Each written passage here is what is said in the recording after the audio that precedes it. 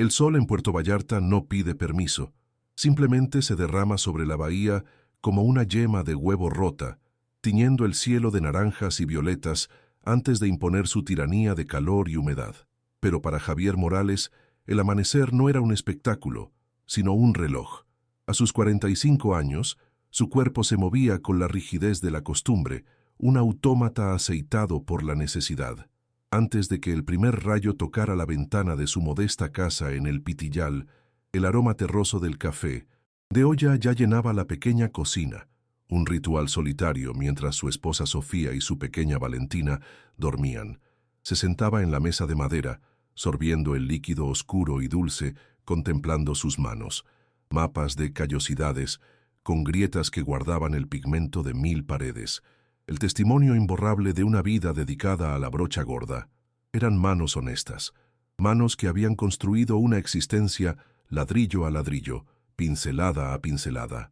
Para los dueños de las opulentas villas, que salpicaban las colinas de Conchas Chinas y Gringo Gulch, Javier era parte del paisaje, una figura funcional y silenciosa que llegaba en una camioneta destartalada y desaparecía al atardecer, dejando tras de sí solo el olor a pintura fresca y paredes inmaculadas. Era un hombre invisible, un fantasma con overol manchado, y esa invisibilidad había sido, hasta ahora, su mayor orgullo y su más pesada carga. Hablaba poco, escuchaba mucho y trabajaba con una meticulosidad que rayaba en lo obsesivo, una forma de rebelarse en silencio contra un mundo que medía el valor de un hombre por el peso de su cartera y no por la firmeza de su pulso.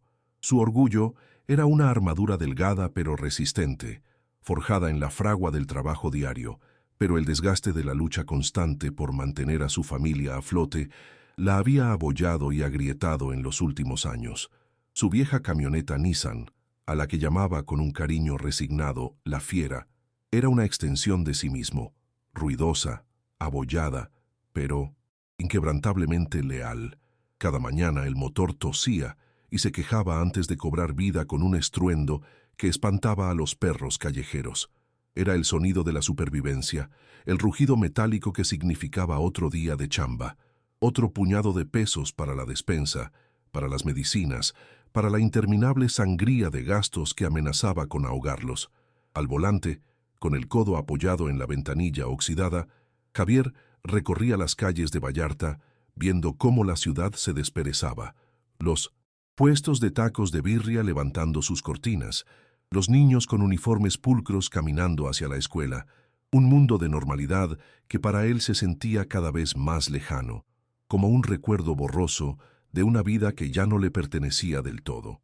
El epicentro de su universo, el sol alrededor del cual giraba su existencia entera, se llamaba Valentina, su hija de 8 años, nacida con una sonrisa que podía desarmar ejércitos y una cardiopatía congénita tan rara que los médicos locales pronunciaban su nombre con un suspiro de impotencia.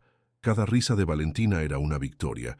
Cada vez que su respiración se agitaba, era una daga en el pecho de Javier. Habían agotado todos los ahorros, vendido el pequeño terreno de los abuelos, pedido prestado hasta la vergüenza, todo para financiar tratamientos que solo ponían parches en un dique a punto de reventar. Las palabras del cardiólogo en Guadalajara resonaban en sus oídos como una sentencia de muerte. Hicimos todo lo posible. Aquí, en México, ya no hay nada más que hacer. La frase lo había vaciado por dentro, dejándolo como una de esas casas que pintaba, una fachada intacta que ocultaba una estructura a punto de colapsar. Pero la esperanza es una hierba terca que crece en las grietas del concreto. Y la esperanza de Javier tenía un nombre: Barcelona.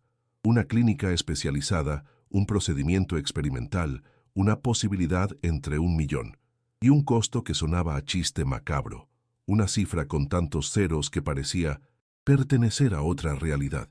Guardaba el presupuesto, impreso en un papel ya arrugado por el sudor de sus manos, en la guantera de La Fiera. A veces, en la soledad del mediodía, mientras comía sus tacos bajo la sombra de una palmera, lo sacaba y lo miraba. Era un mapa hacia un tesoro imposible, un insulto a su pobreza. ¿Cómo podía el mundo ponerle un precio a la vida de su hija? Un precio que él, trabajando de sol a sol por el resto de su vida, jamás podría pagar. La impotencia era un veneno que se le filtraba en la sangre, lento y corrosivo. Aquel martes comenzó como cualquier otro. El sol era una plancha ardiente sobre el Pacífico y Javier lijaba una pared en una residencia de hamapas, el polvo de yeso pegándose a su piel sudorosa. Su mente, sin embargo, no estaba en la textura de la pared ni en la mezcla de la pintura. Estaba en los pasillos del hospital, en el pitido de los monitores, en el rostro pálido de Valentina. Estaba haciendo cálculos imposibles, sumando y restando cifras que nunca cuadraban, perdido en un laberinto de desesperación. El trabajo era su única anestesia, el movimiento constante de sus brazos un dique contra la marea de pensamientos oscuros que amenazaban con arrastrarlo. Pintaba las vidas lujosas de otros, creaba paraísos de blancos aperlados y azules oceánicos, mientras su propio mundo se desmoronaba en un gris desolador. Fue entonces cuando su celular vibró en su bolsillo, un zumbido insistente que rompió su trance. Era un contratista, un hombre para el que había trabajado antes. La voz al otro lado de la línea sonaba apurada, casi conspiradora. Un trabajo de última hora, una emergencia. Es en Conchas Chinas, Javier. Una villa de esas que quitan el hipo. El dueño tuvo que salir por una disputa, ya sabes. Necesitan repintar todo el interior para ayer. La paga es buena, muy buena. ¿Le entras? Javier dudó un instante. Estaba cansado. El alma y el cuerpo le pesaban. Pero la mención de paga muy buena fue un anzuelo demasiado tentador. Aceptó. No sabía que esa simple llamada, esa decisión mundana, era el primer paso hacia un precipicio del que ya no podría retroceder. Al llegar a la villa, el lujo lo abofeteó. No era la opulencia ruidosa de los nuevos ricos, sino algo más antiguo, más siniestro. Muros altos coronados con bugambillas, una puerta de madera maciza que parecía la entrada a una fortaleza y un silencio antinatural, como si el aire mismo contuviera la respiración. Dentro, los muebles estaban cubiertos con sábanas blancas, como fantasmas en una fiesta interrumpida. En la cocina, una copa de vino a medio tomar y un periódico de la víspera hablaban de una salida precipitada. Los otros trabajadores, un par de jardineros y un electricista, hablaban en susurros. «Es del patrón», decían. Se calentó la plaza. El nombre no necesitaba apellido. Todos en Jalisco sabían a quién se referían. Era el cártel, una sombra que lo cubría todo, y Javier sintió un escalofrío helado a pesar del calor sofocante. Su tarea era la bodega, un sótano fresco y húmedo que olía a tierra y a vino caro. Cientos de botellas reposaban en nichos de madera, testigos silenciosos de fortunas y secretos. Mientras preparaba una de las paredes, una mancha de humedad rebelde, su espátula golpeó algo sólido debajo del yeso. No era el sonido sordo del ladrillo, era un clank metálico, un sonido que no pertenecía a ese lugar. Intrigado, raspó con más fuerza. El yeso, reblandecido por la filtración, se desprendió en grandes trozos, revelando primero un borde recto, luego una bisagra industrial y finalmente el contorno inconfundible de la puerta de una caja fuerte de alta seguridad, empotrada y camuflada con una pericia diabólica. El corazón de Javier empezó a martillarle en el pecho, un tambor salvaje y descontrolado. Se quedó paralizado, mirando la puerta de acero como si fuera la cara de una deidad terrible. Las palabras de los jardineros regresaron a su mente. El dueño no volverá. Pronto limpiarán la propiedad.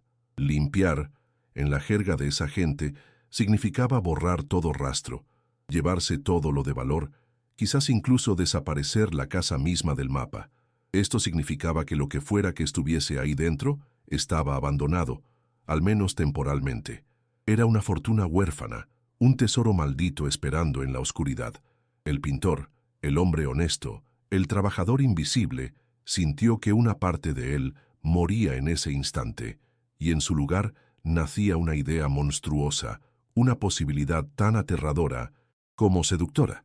Una idea que olía a dinero, a peligro y, sobre todo, a una clínica en Barcelona. Con manos temblorosas, cubrió su descubrimiento. Volvió a aplicar una capa de yeso fresco sobre el acero, alisando la superficie con una pericia que ahora le pareció profana.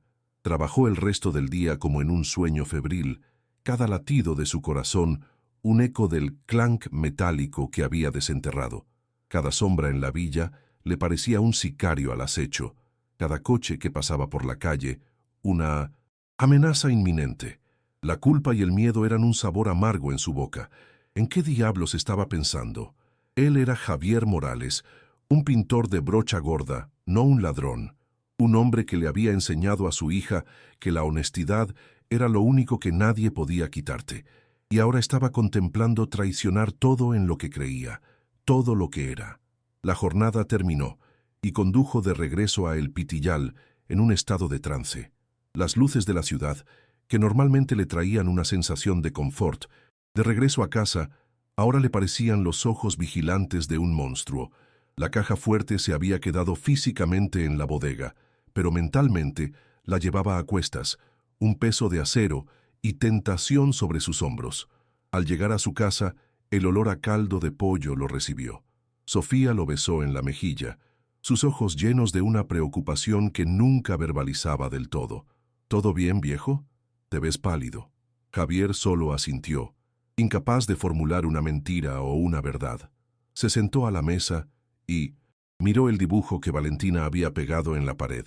Una familia de 3, tomados de la mano bajo un sol sonriente. Un sol que él sentía que ya no podía alcanzar. Esa noche, el teléfono sonó. La llamada que todo padre teme. Era del hospital. Valentina había tenido una crisis, una arritmia severa. Su condición empeoraba. «El tiempo se está agotando, señor Morales», dijo la voz cansada del médico al otro lado de la línea. «Necesita esa cirugía. Ya». Cada palabra fue un martillazo en el ataúd de Chuti, su conciencia.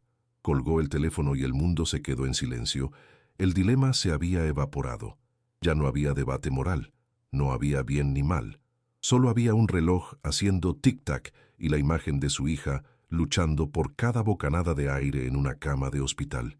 La decisión, que había estado merodeando en las sombras de su mente, saltó al frente, clara, afilada e irrevocable. La foto de Valentina en la mesita de noche parecía mirarlo. Su sonrisa, su confianza incondicional en que su papá podía arreglarlo todo, y él lo arreglaría. No importaba cómo, no importaba el costo. Se levantó. El movimiento ya no era el de un pintor cansado, sino el de un soldado que va a la guerra. En una mano, la memoria del presupuesto de Barcelona. En la otra, las llaves de la fiera.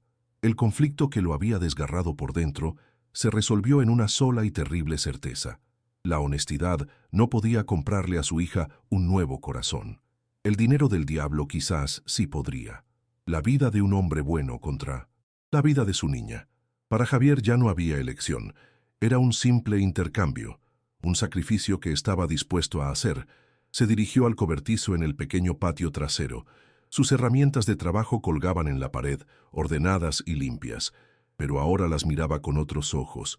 El soplete de gas, la marreta de 10 libras, la palanca de acero, ya no eran herramientas para construir y embellecer, sino para destruir y profanar. Las tomó. El peso frío del metal en sus manos se sentía extrañamente reconfortante, definitivo. Eran las armas de su desesperación, la única respuesta que le quedaba ante la crueldad de un destino injusto. Cada herramienta que guardaba en la parte trasera de la camioneta era un voto, un juramento silencioso hecho a la noche. Dentro de la casa, Sofía dormía, agotada por la preocupación. Javier se acercó a la puerta de su habitación y la miró por un instante, un nudo en la garganta. Le dio un beso en la frente a Valentina, que respiraba con dificultad, en su cama. «Todo va a estar bien, mi amor», susurró, una promesa que sonaba más a plegaria. «Papá lo va a arreglar». Salió de la casa sin hacer ruido, cerrando la puerta detrás de sí como quien cierra un capítulo de su vida para siempre. Afuera, la noche de Vallarta era un manto de oscuridad y estrellas indiferentes. Se subió a la fiera, giró la llave y el motor rugió, un grito de guerra en el silencio del barrio dormido. Mientras conducía por las calles vacías, alejándose de El Pitillal y enfilando hacia la opulencia vigilada de conchas chinas, Javier Morales sintió como su vieja vida se desprendía de él como una capa de pintura vieja. Ya no era el pintor invisible, el hombre común, el padre de familia preocupado. Se estaba convirtiendo en otra cosa, algo más oscuro y peligroso, forjado en el crisol de la desesperación. Las luces de la zona hotelera eran un espejismo brillante a su izquierda, un mundo de fantasía que nunca le había pertenecido.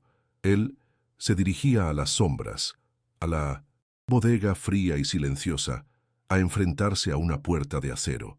Iba a robarle al diablo, y no había vuelta atrás. La suerte estaba echada. En su mente solo había una imagen que lo impulsaba, que borraba el miedo y la culpa, el rostro de Valentina. Por ella caminaría a través del fuego. Por ella se enfrentaría a un cártel. Por ella vendería su alma. La fiera devoraba el asfalto, llevándolo hacia su destino. El hombre que había pasado toda su vida coloreando las paredes de otros estaba a punto de cruzar una línea, pintando su propio futuro con los colores más oscuros y prohibidos. El acto final de su vida como un hombre honesto estaba a punto de terminar, y el primer acto de su vida como un fantasma estaba a punto de comenzar. El acero de la caja fuerte era una bestia silenciosa y obstinada. Javier luchó contra ella durante lo que parecieron ser años en la humedad subterránea de la bodega. El sudor le empapaba la ropa y le ardía en los ojos. Cada músculo de su cuerpo gritaba en protesta. Usó la palanca hasta que sus manos sangraron. Golpeó con la marreta hasta que sus oídos zumbaban con el eco ensordecedor del metal contra metal. No era un trabajo de finura, sino de furia y desesperación pura. El miedo a que un vecino escuchara, a que una patrulla pasara, era un ácido que le corroía el estómago, pero la imagen de Valentina en la cama del hospital era un combustible más potente que cualquier miedo. Finalmente, con un gemido agónico, una de las bisagras cedió.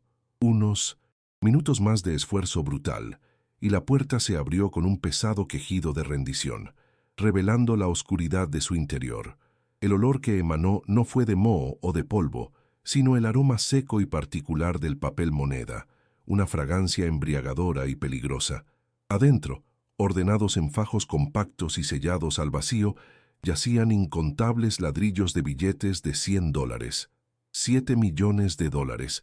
La cifra era tan astronómica, tan ajena a su realidad, que su mente se negó a procesarla por un segundo. Se quedó mirando, jadeando, el aliento formando nubes de vaho en el aire frío de la bodega.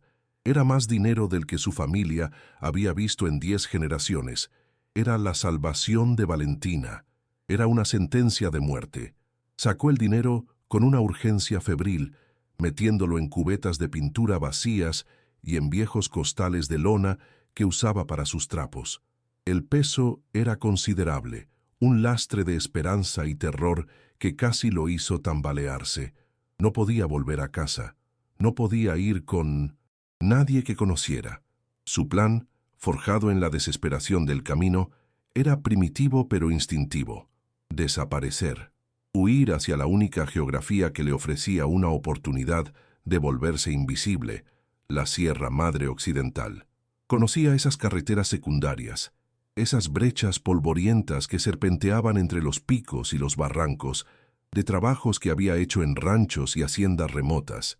Eran caminos que no aparecían en los mapas, venas de tierra y piedra por las que solo transitaban los lugareños y aquellos que no querían ser encontrados.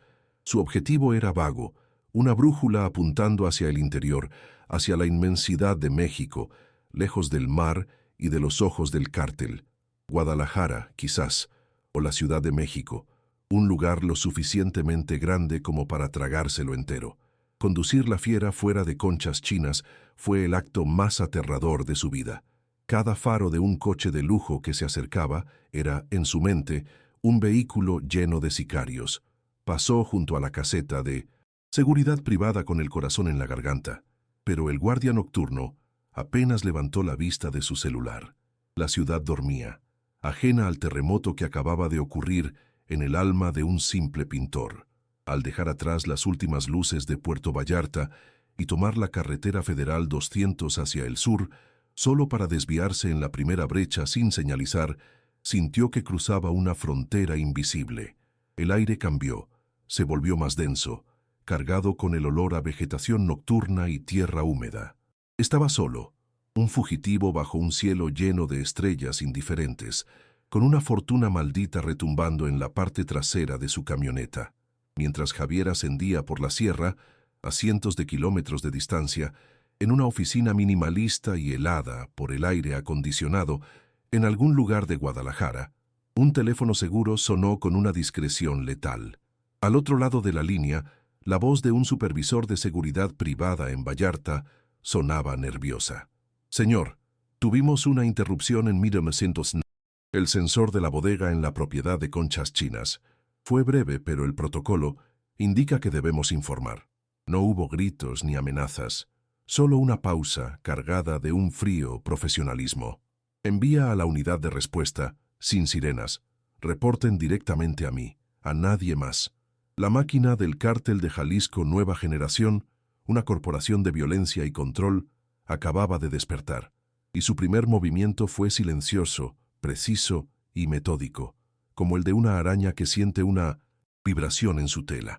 2 camionetas negras sin insignias se deslizaron por las calles de Conchas Chinas y se detuvieron frente a la villa. No eran sicarios de gatillo fácil, sino un equipo diferente. Hombres con aspecto de soldados que se movían con una eficiencia coordinada. No forzaron la entrada, usaron una llave. Dentro, todo parecía en orden, hasta que llegaron a la bodega. La puerta de la caja fuerte, violada y entreabierta, era una herida abierta en la estructura de poder de la organización. El líder del equipo no tocó nada. Sacó un teléfono satelital e hizo un reporte conciso, describiendo la escena con un lenguaje desprovisto de emoción. La humillación era palpable, incluso a través de la distancia. Alguien, un fantasma, había entrado en su santuario y se había burlado de ellos. La ofensa era infinitamente mayor que la pérdida monetaria. La orden que bajó de la cúpula del cártel fue inmediata y glaciar. Activen a los halcones cibernéticos. Quiero un barrido de cada cámara pública y privada en un radio de 5 kilómetros. Busquen cualquier vehículo que no pertenezca a la zona entre las 10 de la noche y las 3 de la mañana. Quiero un nombre, quiero una cara y quiero saber dónde vive su familia. Ahora, en un búnker tecnológico que rivalizaba con cualquier agencia gubernamental, un joven con gafas y una habilidad prodigiosa para navegar en la red oscura se puso a trabajar. Las pantallas se iluminaron con docenas de mosaicos de video, mostrando ángulos de calles, entradas de condominios, cámaras de restaurantes. El poder del CJNG no residía solo en las armas, sino en la información. Eran un ojo que todo lo veía, un panóptico digital que vigilaba su feudo. Para Javier, la sierra era un laberinto de sombras y sonidos desconocidos. El motor de la fiera se quejaba en las subidas pronunciadas. Sus luces cortaban la densa oscuridad, revelando solo unos pocos metros de camino, traicionero a la vez. La adrenalina que lo había impulsado durante el robo comenzó a desvanecerse, reemplazada por una fatiga que le pesaba en los huesos y una paranoia que se aferraba a él como la humedad de la selva. Cada crujido de una rama, cada ulular de un búho le sonaba a una amenaza. ¿Lo estarían buscando ya? ¿Qué tan rápido eran? Se imaginaba convoyes de camionetas llenas de hombres armados subiendo por la misma carretera, sus potentes motores devorando la distancia que él luchaba por crear. La inmensidad de la sierra, que había prometido ser un refugio, ahora se sentía como una trampa gigantesca. El halcón cibernético trabajó con una velocidad inhumana. Descartó los Mercedes, los BMW, los Cadillacs de los residentes. Buscaba una anomalía, y la encontró. Una vieja camioneta Nissan, abollada y descolorida, captada por la cámara de alta definición de un portón vecino, justo a las 2:47 am, alejándose de la villa. El vehículo era un insulto en ese mar de lujo. Era como una cucaracha en un banquete de gala. El técnico hizo zoom, limpió la imagen. Las placas eran viejas pero legibles. Corrió los números a través de una base de datos del gobierno estatal, una de las muchas que el cártel tenía comprometidas. En menos de 10 minutos, la información apareció en la pantalla principal. Nissan Pickup, 1998. Propietario, Javier Morales. Domicilio, calle Lázaro Cárdenas, Colonia El Pitillal. Profesión, pintor. La información fluyó hacia arriba en la cadena de mando. Cuando el jefe de plaza regional recibió el informe, una risa seca y sin humor fue su única respuesta. ¿Un pintor? ¿Un puto pintor de brocha gorda nos hizo esto? La incredulidad rápidamente se transformó en una furia helada.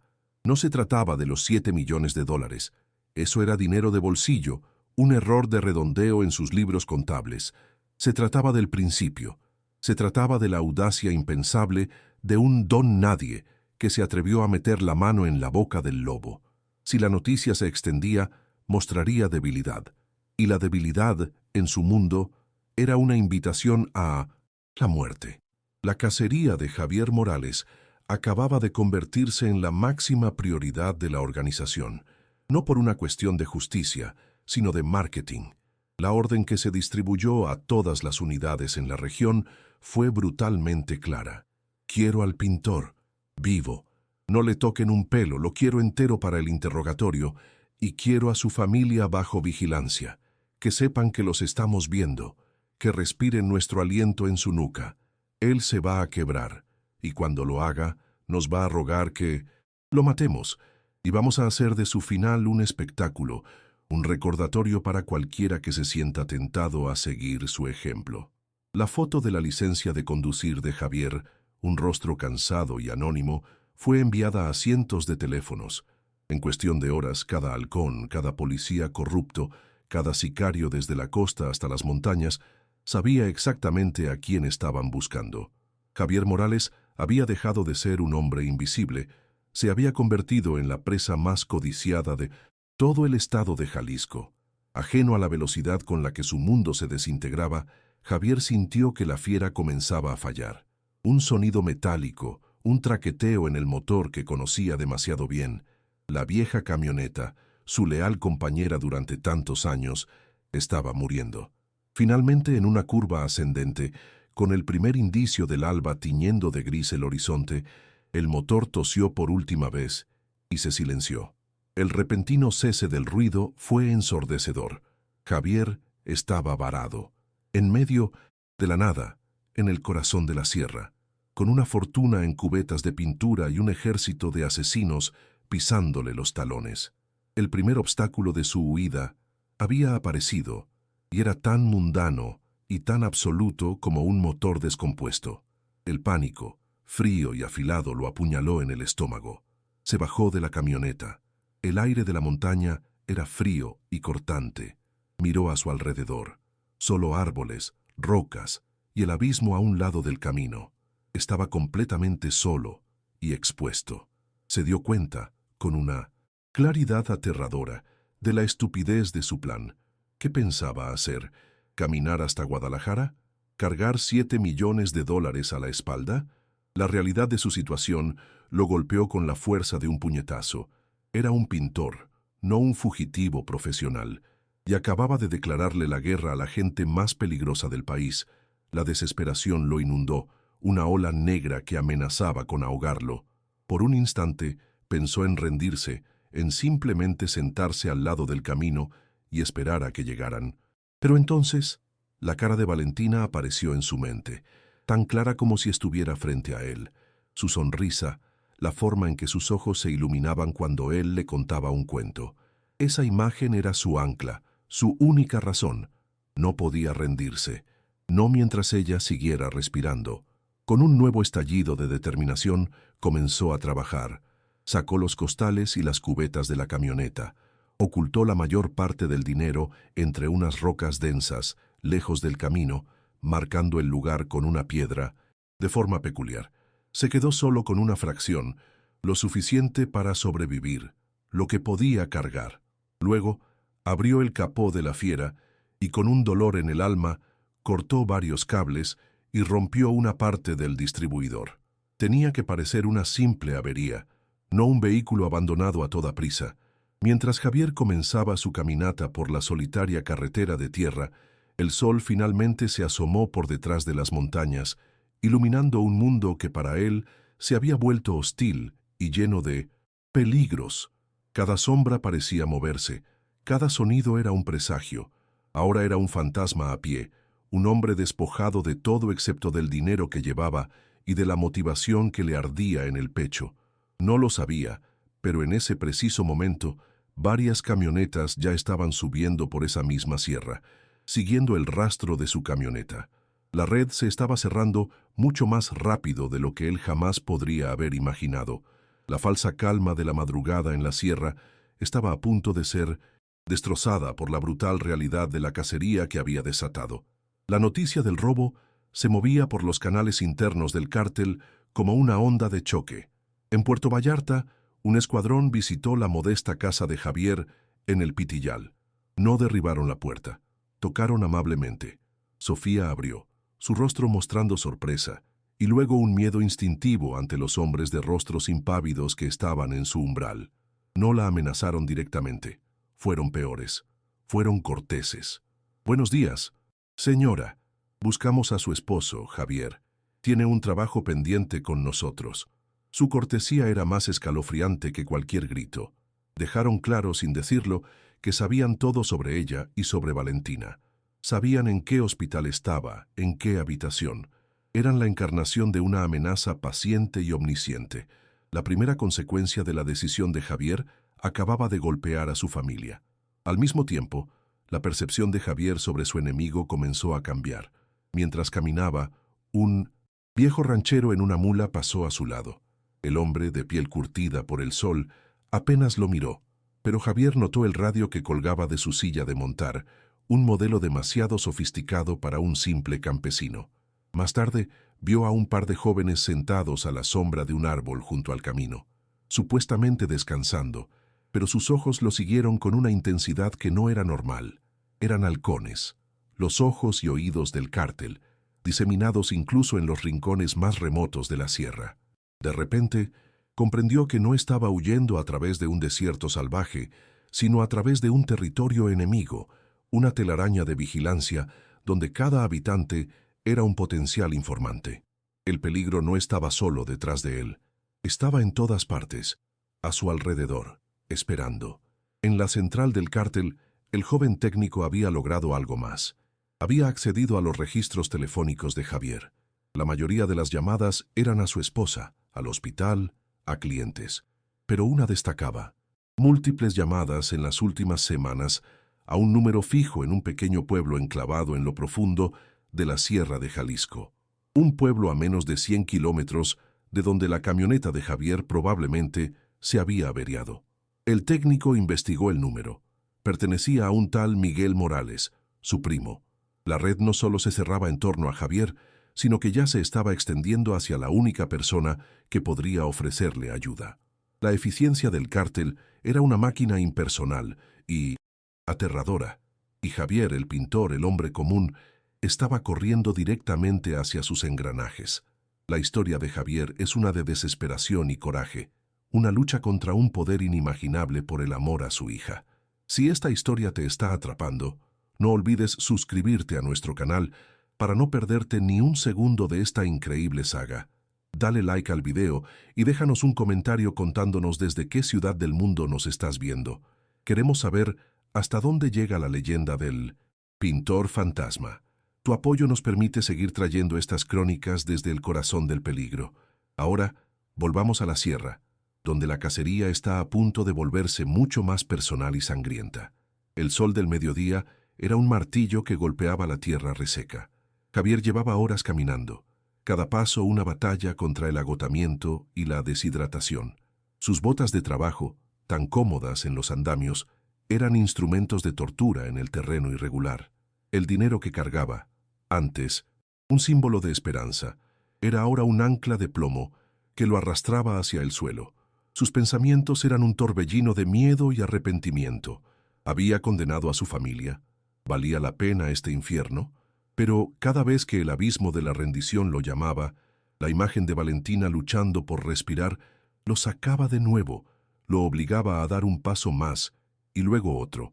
Era un autómata impulsado por el amor paternal, la fuerza más primitiva y poderosa de todas, que lo empujaba a través de un paisaje que no distinguía entre la vida y la muerte. Finalmente, al atardecer, divisó el humo de las cocinas de leña y el débil ladrido de un perro. Era el pequeño caserío donde vivía su primo Miguel, Un puñado de casas de adobe aferradas a la ladera de la montaña como si temieran caer al vacío. El lugar parecía suspendido en el tiempo, un refugio contra la locura del mundo moderno. Por un instante, una oleada de alivio lo invadió, la primera sensación de seguridad en casi 24 horas. Cojeando, con el rostro cubierto de polvo y sudor, se dirigió a la casa más alejada, la que tenía un pequeño corral con un par de chivos. Tocó la puerta de madera, el sonido resonando en el silencio de la tarde. Cuando la puerta se abrió y vio el rostro de su primo, Javier casi se derrumba, el peso de su odisea finalmente abrumándolo. La reacción de Miguel no fue de bienvenida, sino de puro y helado terror. Sus ojos se abrieron como platos, reconociendo el fantasma que había llegado a su puerta. «Javier, ¿qué madres haces aquí? ¿Estás loco?», siseó empujándolo rápidamente hacia adentro y cerrando la puerta con cerrojo. «No sabes lo que trajiste contigo. Esta gente no juega, primo. Tienen oídos hasta debajo de las piedras». Miguel, un hombre que en su juventud había cruzado desiertos con grupos de inmigrantes, ahora era un simple campesino que solo quería vivir en paz. El miedo en su rostro era el de alguien que conoce íntimamente la crueldad del monstruo que Javier había despertado. Le temía al cártel no por los rumores, sino porque había visto sus obras de cerca y sabía que su alcance era absoluto e inescapable. Javier se desplomó en una silla de madera, su cuerpo finalmente cediendo. Con voz ronca le contó todo: la enfermedad de Valentina, la caja fuerte, el dinero. Miguel lo escuchaba, caminando de un lado a otro de la pequeña habitación como un animal enjaulado. 7 millones. La Virgen Santísima, Javier. No les robaste dinero, les robaste el orgullo. Te van a cazar como a un perro hasta el fin del mundo. La negativa estaba en sus labios, el instinto de supervivencia gritándole que echara a su primo de ahí. Pero entonces Javier lo miró a los ojos y pronunció las palabras que lo cambiarían todo. ¿Te acuerdas de aquella noche en Mexicali, primo? Cuando esos polleros te iban a dejar tirado en el desierto. Yo no corrí, Miguel. El recuerdo de esa deuda de vida, de Javier enfrentándose a 3 hombres para salvarlo, silenció la protesta de Miguel. El miedo seguía ahí, pero ahora tenía que competir con el honor. Mientras Javier recibía un plato de frijoles calientes y un vaso de agua fresca, el primer bocado de verdadera comida en un día, los hombres del cártel encontraban la fiera. La camioneta abandonada era como una flecha en un mapa, señalando la dirección general de su presa. El equipo que la examinó fue metódico. Notaron los cables cortados, un sabotaje amateur, pero lo más importante fue lo que no encontraron. No había señales de lucha, ni sangre, ni casquillos. Y los perros traídos de Guadalajara no encontraron un rastro de olor que se alejara del vehículo. El pintor era astuto, pero el líder del convoy simplemente sonrió. «Está a pie», dijo por el radio. «Que los halcones de la zona aprieten. Quiero saber de cualquier extraño, cualquier forastero. Ofrézcanles el doble de lo normal. Por esa lana, hasta las abuelas nos van a decir si vieron a un fantasma». En el refugio de la casa de Miguel, una falsa sensación de calma se instaló. Por primera vez Javier pudo cerrar los ojos sin ver faros de camionetas en sus párpados. Miguel, a pesar de su miedo, había aceptado su destino. «Está bien, primo. Te voy a ayudar», dijo con resignación. «Conozco rutas por estas montañas que ni los federales saben que existen. Podemos llevarte hasta Sinaloa y de ahí para el norte. Tengo un viejo contacto en Nogales, un pollero de los buenos, de la vieja escuela. Te puede conseguir papeles y cruzarte. Pero tenemos que movernos ya». Al amanecer, por primera vez el plan parecía tener una estructura, un camino viable hacia la supervivencia. La esperanza, esa hierba terca, comenzó a brotar de nuevo en el alma devastada de Javier. Una oportunidad, por pequeña que fuera, era todo lo que necesitaba. Pero el cártel no operaba con la lógica de un perseguidor convencional. No se limitaban a seguir huellas en el polvo. Mientras un equipo peinaba la sierra, otro ejecutaba una estrategia paralela y mucho más cruel. El objetivo no era solo acorralar el cuerpo de Javier, sino aplastar su espíritu. En Guadalajara, el jefe de plaza revisó la información. Habían confirmado la ubicación de Valentina en el hospital. La orden que dio fue simple y escalofriante. «Quiero una foto. que se vea uno de los nuestros, que el pintor sepa que podemos tocar lo que más ama cuando queramos, que entienda que no puede correr porque ya estamos parados junto a la cama de su hija. La guerra psicológica estaba a punto de escalar a un nuevo nivel de brutalidad. En el hospital, un hombre vestido con el uniforme de un empleado de mantenimiento empujaba un carrito de limpieza por los pasillos silenciosos de la noche. Nadie le prestó atención. Era invisible, como Javier lo había sido. Se deslizó en el área de cardiología pediátrica, su andar tranquilo y sin prisa. Localizó la habitación 304. Valentina dormía, su pequeño pecho subiendo y bajando al ritmo del monitor de frecuencia cardíaca. El hombre sacó su teléfono. No sentía nada, ni piedad, ni remordimiento. Era un trabajo. Enfocó la cámara capturando el rostro angelical de la niña y en el borde de la imagen su propio pulgar que había sido tatuado con la sigla del cártel. Un detalle sutil pero inequívoco. Luego se dio la vuelta y se fue, tan silenciosamente como había llegado, dejando tras de sí solo una imagen digital que tenía el poder de destruir un alma. La foto fue enviada al teléfono de Sofía, o más bien a un clon de su teléfono que el cártel había activado. Momentos después, el dispositivo de Javier, un viejo celular de prepago que Miguel le había dado, vibró sobre la mesa de madera. Un mensaje de un número desconocido. «Es Sofía», pensó Javier, el corazón dándole un vuelco de esperanza y miedo. Abrió el mensaje, y su mundo se hizo añicos. No había palabras, solo la imagen. Valentina durmiendo, y el pulgar tatuado en primer plano, una marca del diablo sobre la inocencia de su hija. El aire se le escapó de los pulmones en un silbido. El plato de frijoles se revolvió en el estómago. El color se drenó de su rostro, dejándolo con una palidez de cera, la máscara de un muerto. El teléfono cayó de sus manos y golpeó el suelo de tierra apisonada con un ruido sordo. Miguel, que estaba preparando unas mochilas con agua y comida, se dio la vuelta al ver la reacción de su primo. «¿Qué pasa, Javier? Contesta». Pero Javier no podía hablar. Solo podía mirar el teléfono en el suelo, la pantalla brillando con esa imagen profana. Miguel lo recogió. Al ver la foto, su rostro curtido se contrajo en una mueca de horror y rabia. «Hijos de la chingada», susurró, la frase cargada de un odio profundo. Entendió de inmediato. Esto ya no era una cacería por dinero. Era un acto de terrorismo personal. El monstruo no solo estaba en la sierra, estaba en todas partes, con sus garras ya puestas sobre lo más sagrado. Un segundo mensaje llegó. Esta vez, solo texto. Las palabras eran tan frías y afiladas como un bisturí. «El dinero o la niña. Tienes 24 horas para entregarte en la plaza del Tuito. Ven solo. Si vemos a un solo policía, a un solo soldado, ella paga. Estamos viendo cada respiro que da». El aliento de Javier se convirtió en sollozos secos y desgarradores. Estaba atrapado, completamente atrapado. Su plan de huir al norte, de empezar una nueva vida, se había evaporado como un espejismo en el desierto. ¿De qué servía escapar si Valentina moría? El cártel había movido la pieza maestra, transformando la persecución en un secuestro a distancia. Habían convertido su amor por su hija en la jaula que lo aprisionaría. Este era el punto de inflexión, el momento en que Javier Morales comprendió que no había escapatoria posible. No podía correr más rápido que ellos, no podía esconderse mejor que ellos. Habían llegado a su alma, a su motivación central, y la estaban estrangulando. La desesperación se transformó en algo diferente, algo más duro y peligroso, una rabia gélida, la rabia de un padre acorralado.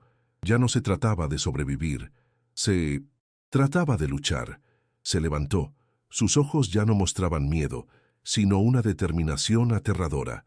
Miró a Miguel, cuyo rostro reflejaba una mezcla de pavor y lealtad inquebrantable. «Quémalo todo, primo», dijo Javier, su voz irreconocible, áspera como la piedra. «Quema los mapas. El plan del norte se acabó. Ahora vamos a la guerra». Miguel no discutió. Vio el cambio en los ojos de Javier. El pintor de brocha gorda, el hombre común, había muerto en esa habitación. En su lugar había un hombre que había perdido todo excepto su furia. Un hombre al que ya no le importaba vivir o morir, siempre y cuando pudiera llevarse a sus enemigos con él. La amenaza a Valentina no lo había quebrado, lo había afilado, lo había convertido en un arma. El plan de fuga había fracasado estrepitosamente, obligándolo a improvisar de la manera más desesperada imaginable. Ya no buscaría un escondite, sino un campo de batalla, un lugar donde pudiera tener una oportunidad, por remota que fuera, de cambiar las reglas del juego. La noche en la sierra se volvió más oscura. Javier y Miguel se sentaron en silencio durante un largo rato, el brillo de la pantalla del teléfono proyectando una luz fantasmal sobre sus rostros. El ultimátum del cártel pendía sobre ellos. 24 horas. Un reloj que marcaba el tiempo hacia la vida o la muerte de Valentina. Javier sabía que no podía entregarse. Esa gente no tenía honor. Lo torturarían para sacarle la ubicación del resto del dinero y luego matarían a su familia de todos modos para no dejar testigos. La rendición era una sentencia de muerte segura. Su única opción era hacer algo que ellos no esperaran, algo tan loco, tan suicida, que pudiera crear una grieta en su monolítico poder, una grieta por la que, quizás, su familia pudiera escapar. La mente de Javier, acostumbrada a mezclar colores y a calcular superficies, empezó a trabajar de una forma nueva. Pensaba en estructuras, en pesos, en puntos de quiebre. Pensaba en los materiales de su oficio, el polvo, el fuego, los químicos. La desesperación se estaba convirtiendo en una forma de creatividad macabra. Miró a Miguel, cuyo conocimiento del terreno y de la gente de la sierra era su único recurso. «Necesito un lugar», dijo Javier, su voz ahora firme. «Un lugar abandonado, complicado, un laberinto. Un lugar donde un pintor y un viejo coyote puedan tenderle una trampa al diablo». La cacería había terminado. El enfrentamiento estaba a punto de comenzar.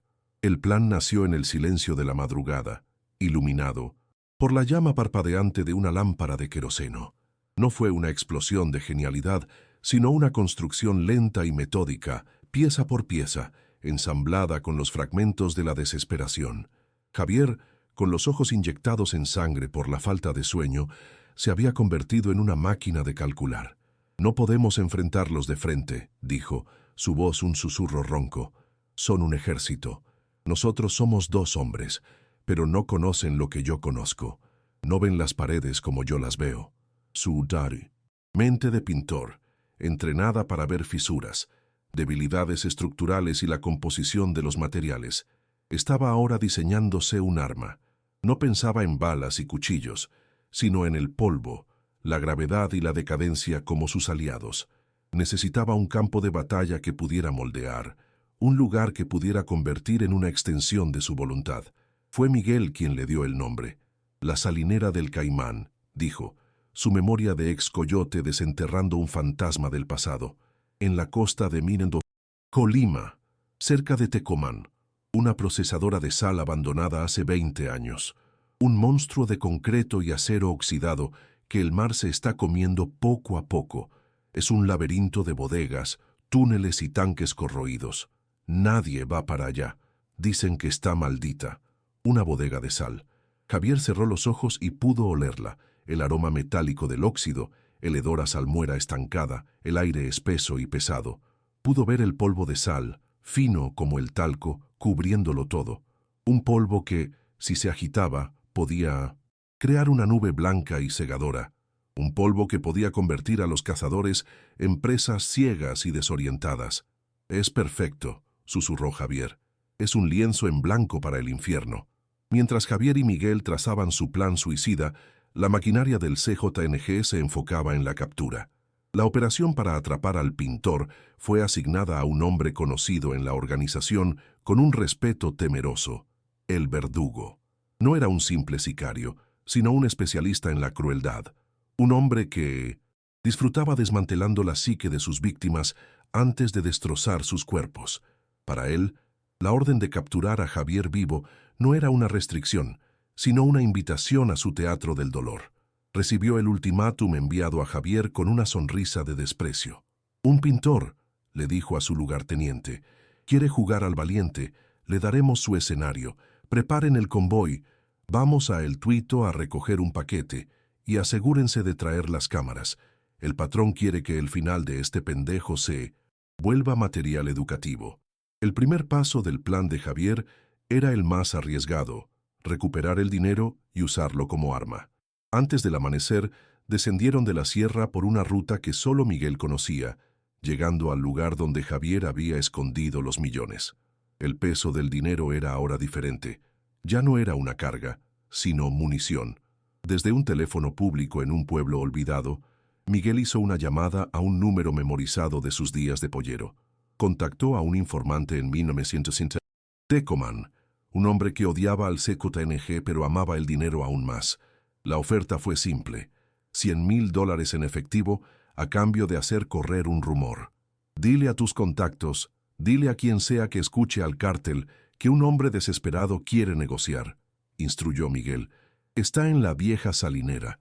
Va a devolver la mitad del dinero. Tiene miedo por su familia. Era la carnada perfecta, jugando directamente con la arrogancia de sus perseguidores. Luego vino el segundo movimiento de la estrategia de Javier, la jugada que demostraba que había trascendido el miedo y ahora operaba con una lógica fría y despiadada. Desde otro teléfono, en otro pueblo, hizo una llamada anónima a la base de operaciones de la Secretaría de Marina en Manzanillo.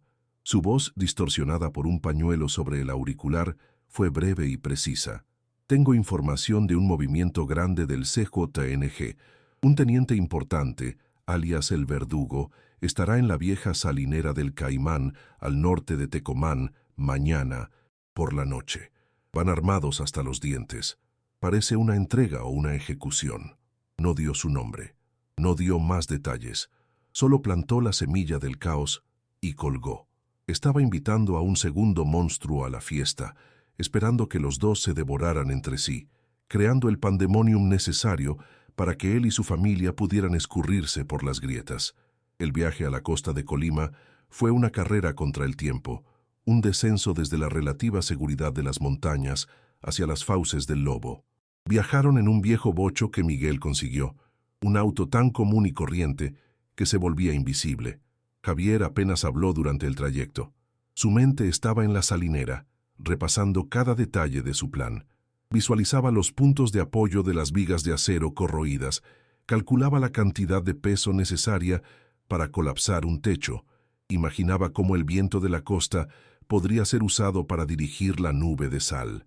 No era un asesino, pero estaba aprendiendo a pensar como uno, usando el entorno como su cómplice silencioso. Estaba transformando su conocimiento de la construcción en un manual de demolición y guerra de guerrillas. Llegaron a la salinera del Caimán al caer la tarde. El lugar era más tétrico de lo que Miguel había descrito. Un esqueleto colosal de concreto y acero que se erigía contra un cielo que amenazaba tormenta. El viento silbaba a través de las ventanas rotas, creando una sinfonía de lamentos fantasmales. El olor a sal, óxido y descomposición era abrumador. Entraron en la estructura principal, una catedral de la decadencia industrial. Montañas de sal petrificada, tan duras como la roca, se amontonaban en las esquinas. El suelo estaba cubierto por una capa gruesa de polvo salino. «Bienvenido a mi taller», dijo Javier, su voz resonando en el vasto espacio. Por primera vez en días, una sonrisa sombría y sin alegría se dibujó en su rostro. Estaba en su elemento. Mientras la tormenta se acercaba, hinchando el cielo con nubes moradas y negras, Javier y Miguel se pusieron a trabajar. No estaban colocando bombas, sino preparando el escenario para una implosión controlada. Javier identificó los puntos débiles de la estructura: una viga principal carcomida por el salitre, los soportes de un viejo silo de metal, una pasarela oxidada que colgaba precariamente sobre la bodega principal. Usando una parte del dinero para comprar cuerdas gruesas y un gato hidráulico en una ferretería de Tecomán, comenzaron a preparar sus trampas. Ataron cuerdas a los soportes clave, pasándolas a través de poleas improvisadas, todo conduciendo a un único punto de anclaje conectado al chasis del viejo bocho de Miguel. Con un solo tirón fuerte, podrían desencadenar un efecto dominó de destrucción. Miguel, por su parte, preparó su contribución al caos. Vació los tanques de gasolina de varios vehículos destartalados que había en el complejo, llenando varios bidones. Colocó los recipientes en un punto estratégico. en un antiguo cuarto de generadores en el extremo opuesto de la bodega. Su plan era crear una distracción masiva, una bola de fuego que atrajera la atención de una parte del equipo del cártel en el momento crítico, dividiendo sus fuerzas y dándole a Javier la oportunidad que necesitaba para desatar el infierno estructural que había planeado. Era una maniobra de sacrificio, una distracción que lo pondría en un peligro extremo. Javier lo miró, la gratitud y el miedo mezclados en sus ojos. «Cuídate, primo», fue todo lo que pudo decir. Miguel solo asintió, su rostro una máscara de determinación. La deuda de Mexicali estaba a punto de ser saldada con intereses. En la carretera de la costa, el convoy de El Verdugo avanzaba como una serpiente de acero y oscuridad. 6 camionetas negras, repletas de hombres con armas de asalto y chalecos tácticos. El Verdugo iba en el vehículo líder, revisando un mapa digital en una tableta. La información del informante había sido confirmada por sus propios halcones. Un hombre que coincidía con la descripción de Javier había sido visto cerca de la salinera. «Este pintor idiota cree que puede negociar», se burló el Verdugo. «Cree que su vida y la de su mocosa valen $3,5 millones. Le vamos a enseñar una lección sobre el verdadero valor de las cosas». Su arrogancia era tan grande como su crueldad. Estaba caminando directamente hacia la trampa, convencido de que él era el único cazador en el juego de esa noche. Mientras tanto, a varios kilómetros de la costa, un helicóptero, Black Hawk de la Marina Armada de México, despegaba de su base. El informe anónimo había sido considerado creíble. La mención de El Verdugo, un nombre que estaba en sus listas de objetivos de alto valor, fue suficiente para movilizarlos. No iban a una simple verificación, iban preparados para un combate a gran escala. 3 lanchas rápidas de intercepción también salieron del puerto de Manzanillo, aproximándose a la costa cerca de la salinera para cortar cualquier ruta de escape por mar. Las piezas del tablero de ajedrez de Javier se estaban moviendo, convergiendo en un punto de colisión inevitable. El pintor, el cártel y los marinos, 3 fuerzas a punto de chocar en la oscuridad de una procesadora de sal abandonada.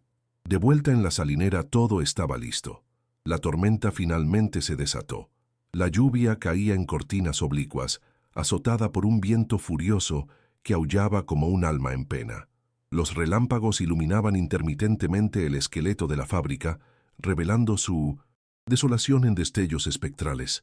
Javier estaba encaramado en una viga alta, como un ave de rapiña esperando el momento de atacar. Tenía una vista perfecta de la entrada principal. En su mano sostenía un pequeño radio, su única conexión con Miguel, quien estaba oculto cerca del cuarto de generadores. El aire estaba cargado de electricidad, de sal y de una tensión tan espesa que se podía masticar. El tiempo de la planeación había terminado. El telón estaba a punto de levantarse para el acto final. Javier esperó. La paciencia era una de las pocas virtudes que su oficio le había enseñado. Podía esperar horas a que la pintura se secara, a que el sol estuviera en la posición correcta. Ahora esperaba a la muerte. Escuchó el sonido antes de ver nada, un retumbar grave que no era el de los truenos. El sonido de motores potentes acercándose. Vio las luces de los faros cortando la lluvia una tras otra, hasta que las 6 camionetas se detuvieron en la explanada frente a la bodega principal. Las puertas se abrieron y una veintena de hombres armados descendieron, moviéndose con la arrogancia de depredadores que saben que están en la cima de la cadena alimenticia. En el centro de ellos, un hombre con una postura autoritaria, el Verdugo. «Morales», gritó su voz, amplificada por la acústica de la bodega. «Se acabó el juego. Sal con la lana y quizás deje que tu hija vea otro amanecer». Javier no respondió. Permaneció inmóvil en la oscuridad, su corazón latiendo un ritmo constante y frío. Estaba observando, contando, midiendo sus movimientos. Vio cómo el Verdugo enviaba a sus hombres a flanquear el edificio, cómo se dividían en equipos para peinar el laberinto de concreto. Estaban haciendo exactamente lo que él había anticipado. Estaban subestimándolo, viéndolo como una rata asustada en un granero, sin darse cuenta de que el granero mismo era la trampa, y la rata estaba a punto de jalar la palanca. Javier levantó el radio a sus labios. «Ahora, primo», susurró, su voz apenas audible por encima del rugido de la tormenta. «Enciende la vela». En el otro extremo de la salinera, Miguel abrió la válvula de uno de los bidones de gasolina y arrojó un encendedor. La noche estaba a punto de explotar. La respuesta a la súplica de Javier fue una detonación que sacudió la tierra. En el extremo opuesto del complejo, el cuarto de generadores estalló en una bola de fuego anaranjada que se elevó hacia el cielo nocturno, devorando la lluvia y pintando las nubes de tormenta con un resplandor apocalíptico. El estruendo fue ensordecedor, un rugido gutural que hizo vibrar el concreto. El verdugo y sus hombres se giraron instintivamente hacia la explosión, sus rostros iluminados por el fuego danzante. La confusión se apoderó de ellos. Era una trampa, un ataque rival. «4 de ustedes, vayan a ver qué fue eso», gritó el verdugo, su arrogancia momentáneamente reemplazada por una cautela animal. Había dividido sus fuerzas. La primera pieza del dominó de 1900 en...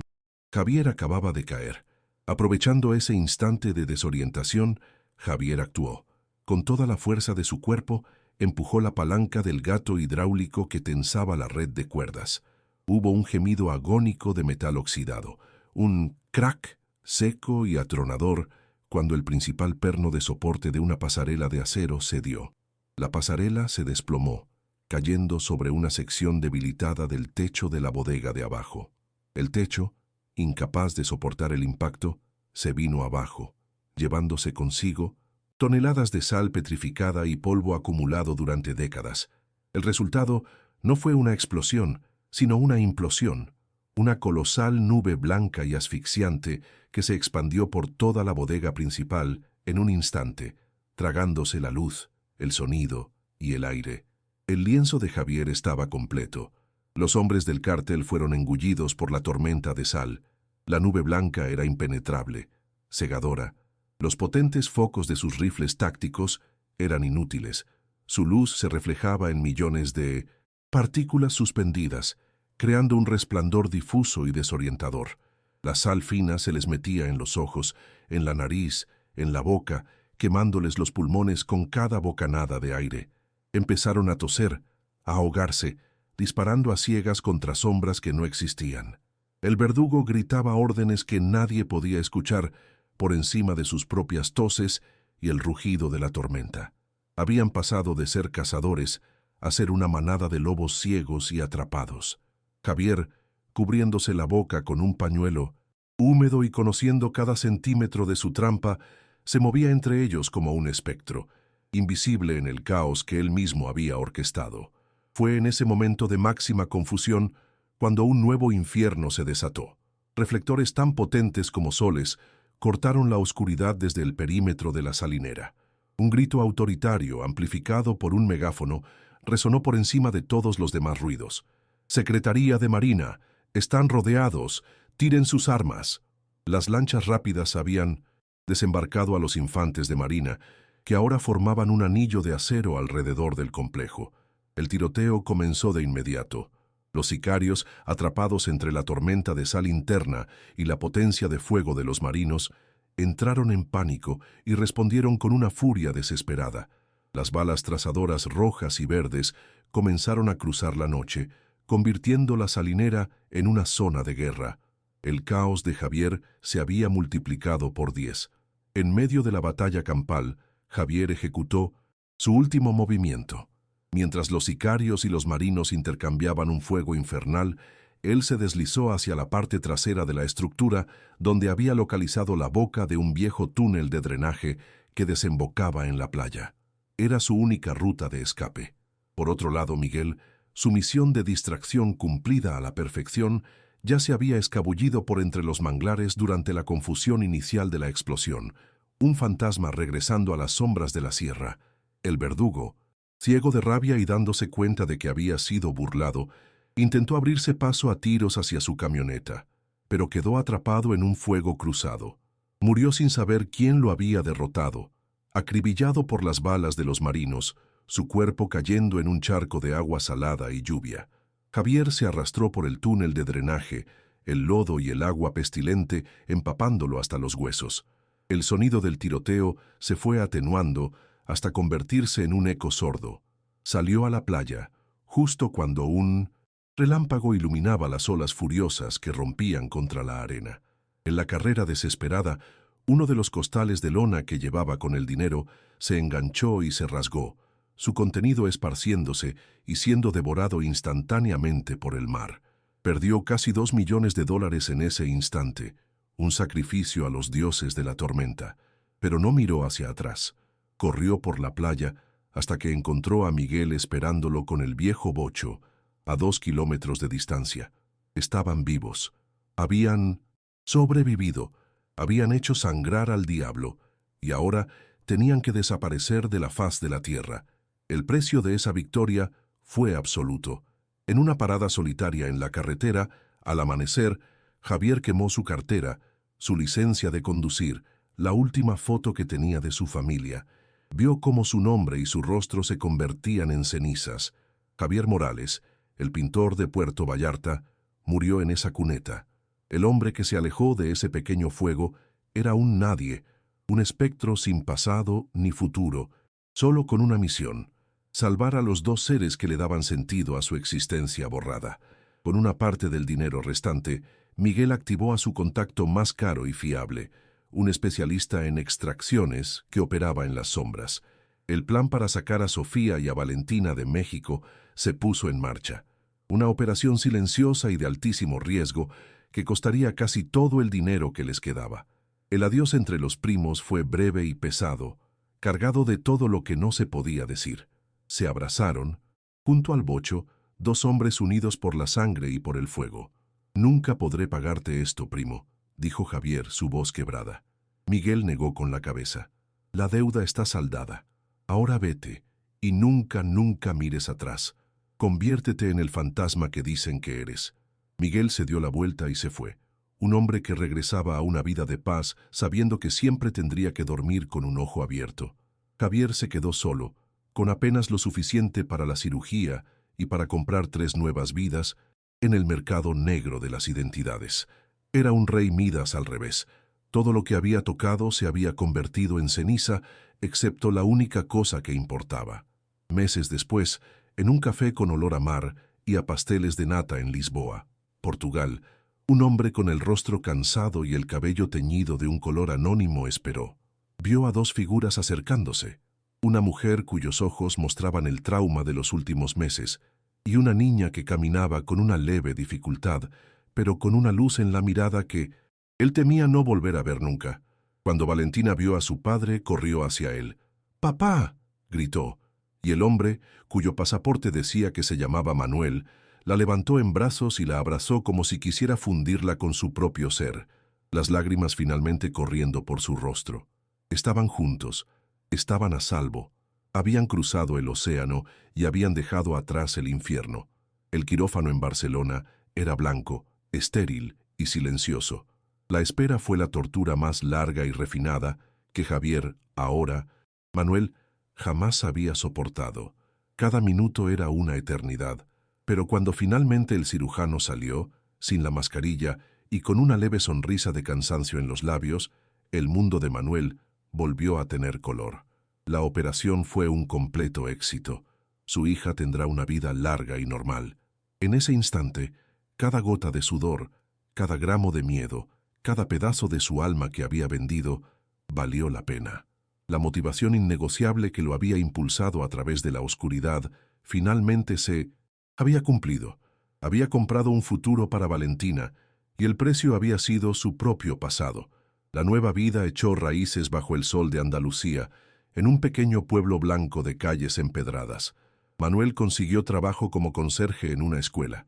Un hombre silencioso y eficiente que mantenía todo en orden, que pintaba una pared desconchada con la pericia de un maestro, un vestigio de la vida que había dejado atrás.